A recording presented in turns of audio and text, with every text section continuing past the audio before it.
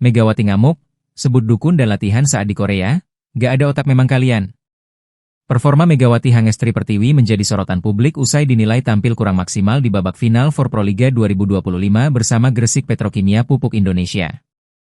Namun, kritik dari sebagian netizen rupanya membuat sang pevoli tak tinggal diam.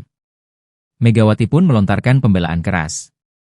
Dalam sesi siaran langsung di TikTok-nya, Megawati menyebut kritik terhadap penampilannya tidak mempertimbangkan realitas perjuangan fisik dan mental yang ia alami.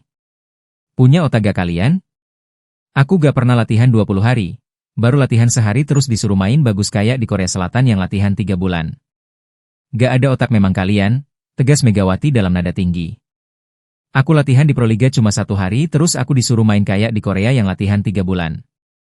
Kalau otak itu mikir, jangan menghujat. Meletup emosiku, makanya kalau menilai itu jangan setengah-setengah, lanjut Megawati marah kepada netizen. Dalam akhir pembelaannya, Megawati meminta publik untuk berhenti menghakimi tanpa tahu proses yang ia jalani.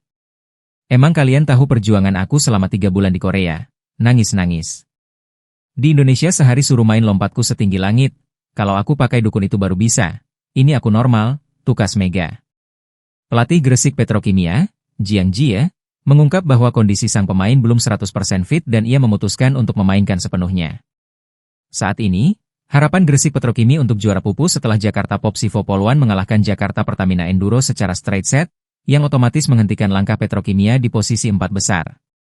Kini, Megawati dan rekan-rekannya masih memiliki satu peluang terakhir yakni laga perebutan tempat ketiga melawan Jakarta Electric PLN.